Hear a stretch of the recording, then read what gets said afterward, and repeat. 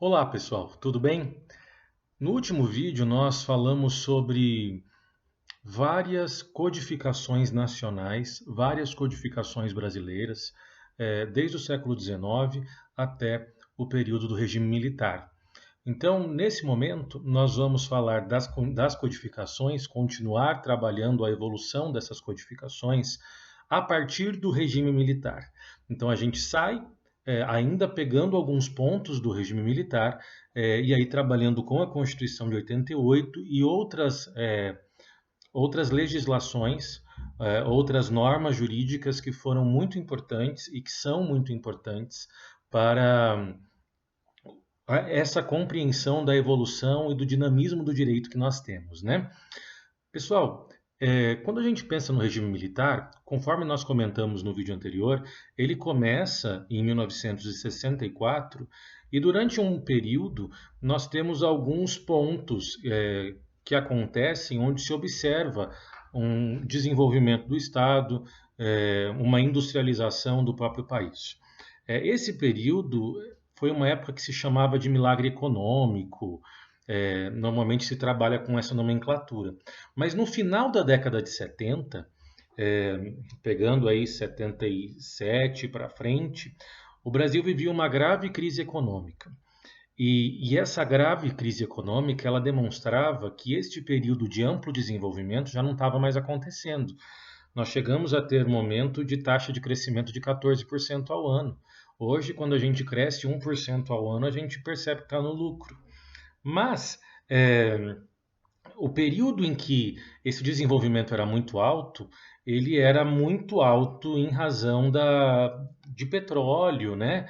E de alguns tipos de desenvolvimento que nós tínhamos. Acontece que nós tivemos a crise do petróleo, e essa crise do petróleo ela foi responsável, em partes, por este momento em que a recessão acabou assolando o nosso país, e não só o nosso país. Né? Nesse momento nós temos o momento em que a Venezuela quebra efetivamente, né? Até a década de 70, final da década de 70, a Venezuela era de fato um país em amplo desenvolvimento, mas tinha a sua economia completamente dependente do petróleo. E aí, com a crise mundial que nós tivemos em relação ao petróleo, nós temos aí um momento em que a Venezuela de fato desanda. E aí, até hoje, passa alguns perrengues para conseguir se desenvolver. Qual era o ponto? Em 1978, nós tínhamos uma gestão, um mandato, né? E o presidente deste momento era o general Ernesto Geisel. E algumas pressões populares começaram a aparecer. A sociedade, muito insatisfeita pela crise econômica que nós estávamos vivendo, ela começa a pressionar o Estado para se estabelecer um regime democrático, encerrar eleições indiretas, para que as pessoas pudessem participar efetivamente deste processo, né, da condução do Estado e e da sua própria formação. Nós temos também nesse momento os sindicatos ganhando força, operários buscando melhores salários, melhores condições e cada vez mais esse agravamento da situação econômica demonstrava um enfraquecimento do regime que se estabelecia. Nós tivemos, por exemplo, em 1979, um ano depois, uma emenda constitucional, a emenda número 11. E o que essa emenda número 11 faz? Ela revoga os atos institucionais anteriores que fossem contrários à Constituição. Por exemplo, na prática, nós tivemos a revogação do AI-5, que foi o ato institucional mais controverso que nós tivemos. E isso representou um avanço democrático. Com a extinção, a revogação do AI-5 em 79, as coisas ficaram melhores, porque este período de 69, 70 foi o período mais duro da ditadura que nós tivemos. Então, houve o retorno de alguns direitos fundamentais, a possibilidade, por exemplo, do habeas corpus volta a existir. Nós tivemos ali um avanço, uma efetiva melhora no contexto histórico do qual nós estávamos inseridos, né? E aí, com os anos 80, as manifestações populares foram se tornando cada vez mais comuns, porque mesmo essa medida, mesmo essa emenda constitucional, ela deu ares de uma democratização, mas ao mesmo tempo ela não resolveu o problema econômico que acontecia no nosso país. Então, as manifestações populares foram tomando força. Principalmente a partir da década de 80, e se nós quisermos colocar uma data, estamos falando de 1982, que foi um ano de eleição para governantes, para governadores, no caso, né? Em 83 e 84, nós tivemos o crescimento daquele movimento chamado Diretas Já, onde a população maciçamente foi às ruas exigindo que se reestabelecesse a possibilidade da escolha dos nossos representantes, aquele presidencialismo por representação, né? Que isso fosse restabelecido, que as pessoas pudessem efetivamente votar, né? Foi feita uma pesquisa na época em que isso acontecia, para saber se a população apoiava que as eleições fossem diretas e não mais indiretas, né? Se a população apoiava o reestabelecimento da democracia. Essa pesquisa ela acontece nesse período, em 1984, e 85% da população se manifesta favorável à redemocratização do Brasil. Neste período, então, nós temos duas grandes frentes. Bem nessa época de 82 e 84, duas grandes frentes. É proposta uma emenda constitucional para permitir que as eleições fossem feitas de maneira direta. Proposta esta que foi rejeitada pela Câmara dos Deputados, mas estava ganhando força uma frente política que buscava a redemocratização. E o que representava essa força política que buscava a representação era Tancredo Neves, que na época era governador de Minas Gerais. Tancredo Neves, então, vai concorrer ao pleito, se tenta restabelecer, se consegue, depois de um tempo, se permitir que haja votação, que haja uma conversa, né? Que haja essa relativização das eleições. E Tancredo Neves, de fato, foi o candidato dessa força democrática. E ele é apoiado pelo povo, é apoiado maciçamente pela população. E com esse apoio, Tancredo Neves acaba sendo escolhido o novo presidente do Brasil. Tancredo Neves, então, essa guinada, né, essa escolha de Tancredo Neves, acaba fazendo com que o caminho natural do Brasil seja a formação de uma Assembleia Constituinte para a produção de uma nova Constituição, porque nós precisávamos redemocratizar o Brasil. Tancredo Neves não chega a assumir, ele falece pouco tempo antes de assumir.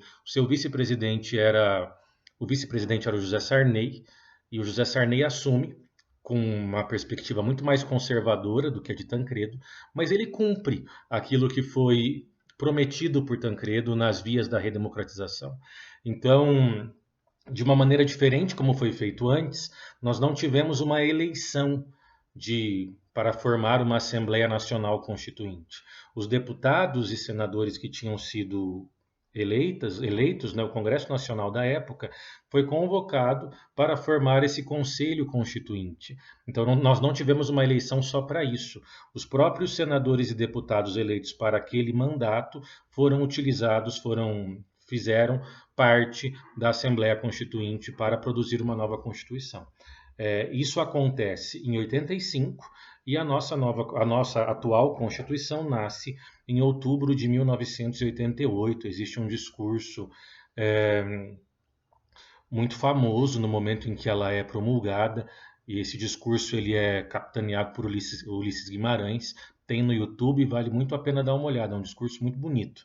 E aí nós temos então essa Constituição que é chamada de Constituição Cidadã, uma Constituição bastante moderna, que prevê vários aspectos da vida social e muito preocupada na proteção e tutela de vários direitos. Claro que nós não estamos falando de uma Constituição perfeita, mas nós temos hoje uma das melhores Constituições do mundo.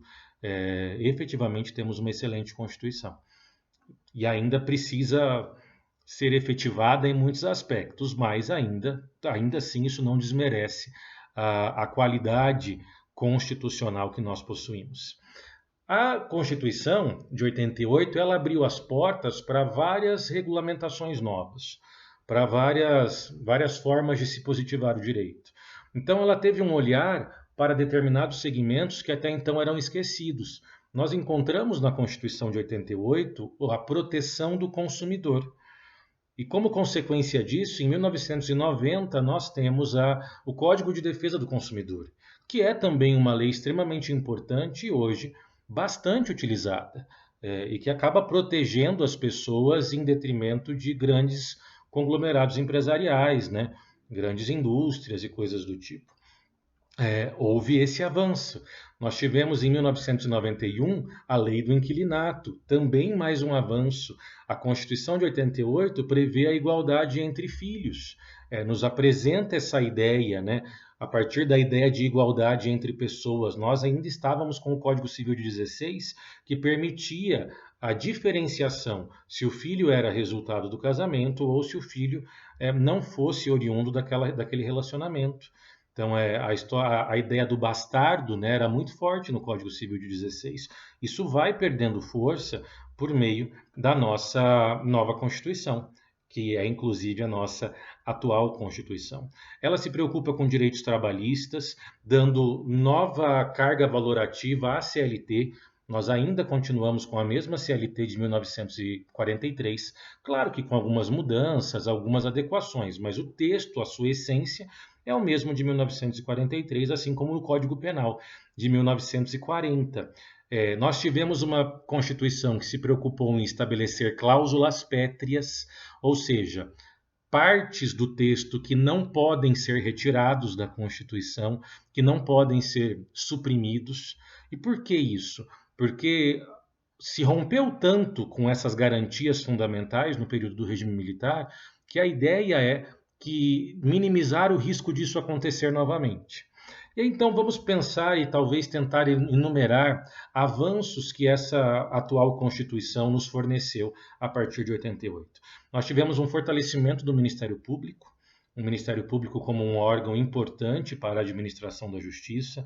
Nós tivemos a concretização e consolidação do controle de constitucionalidade, e esse controle de constitucionalidade você vai estudar em direito constitucional, é a análise se as normas infraconstitucionais, se as leis que estão abaixo da Constituição, se elas são compatíveis ou não com a Constituição. Também nós tivemos um aperfeiçoamento do sistema tributário nacional, e aí se isso é bom ou não é uma outra questão, né? Mas nós tivemos efetivamente um aperfeiçoamento disso. Nós tivemos normas novas e um detalhamento no que diz respeito à administração pública. Se nós pegarmos o artigo 37 da Constituição, ele fala sobre administração pública, princípios da administração pública, né? E nós temos uma boa parte da Constituição falando de administração pública.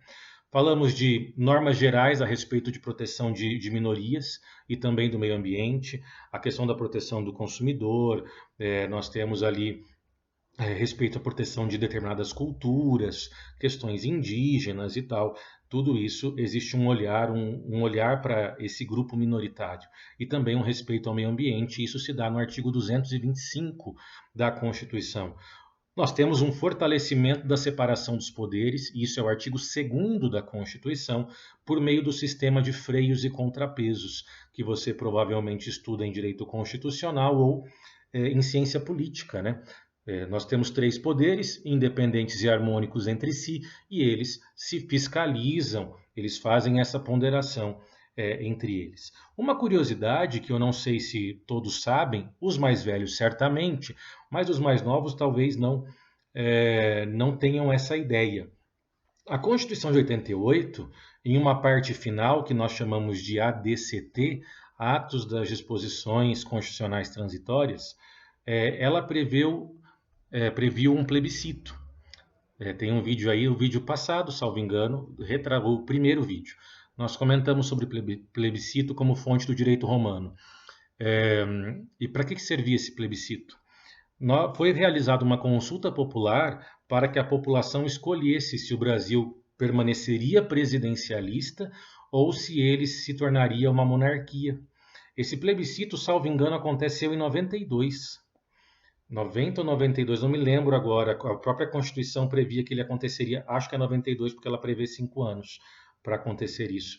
Se você buscar no YouTube, você vai encontrar vídeos da época da família real, os herdeiros do Império, fazendo propaganda política. Toda a família sentada, bonitinha, e dizendo para os brasileiros o quão sensacional seria se nós fôssemos uma monarquia.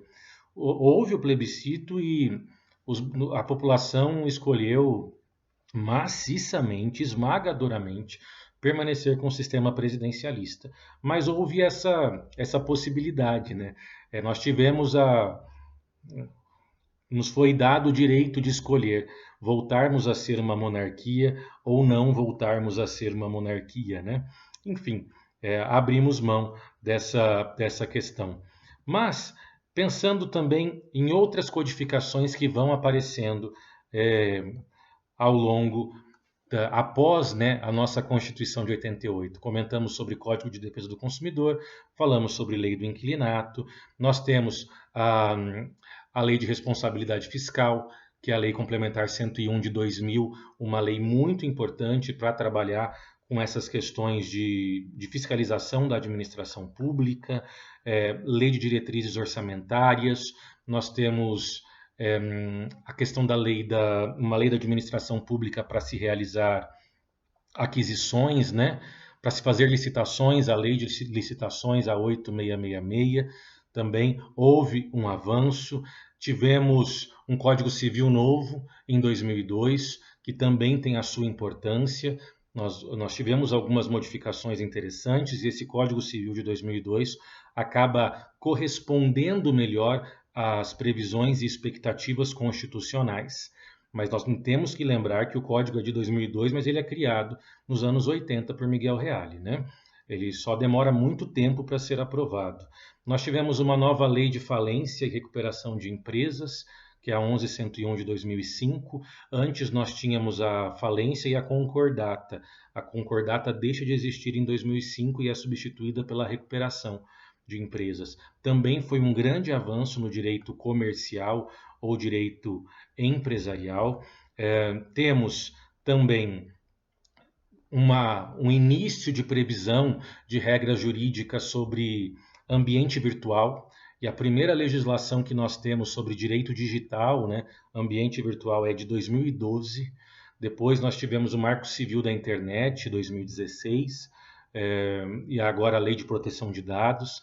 Estamos evoluindo na maneira como as coisas estão previstas, né? Temos o atual Código de Processo Civil, o CPC, ele é de 2015, é o nosso terceiro Código de Processo Civil. Acabei não comentando no vídeo anterior, mas o nosso primeiro Código de Processo ele foi criado em 1939. Depois ele foi substituído pelo Código de 1973 e agora substituído pela terceira vez pelo Código de 2015, né? Então estamos com um Código de Processo bastante novo. Também tivemos na década de 90 leis de crimes hediondos, que também teve ali a sua importância dentro de um contexto que estava ali apresentado. Enfim, nós temos muitas legislações interessantes, muitas previsões que de alguma maneira tentam beneficiar e proteger os indivíduos. Ainda se precisa avançar bastante, mas nós não estamos no mesmo lugar que estávamos há alguns anos atrás. Já houve algum caminhar. Bom, o que eu queria passar para vocês sobre essas legislações pós-período regime militar é isso. Eu espero que vocês tenham compreendido. Qualquer dúvida, me mande uma mensagem. Fiquem com Deus, até mais. Tchau, tchau.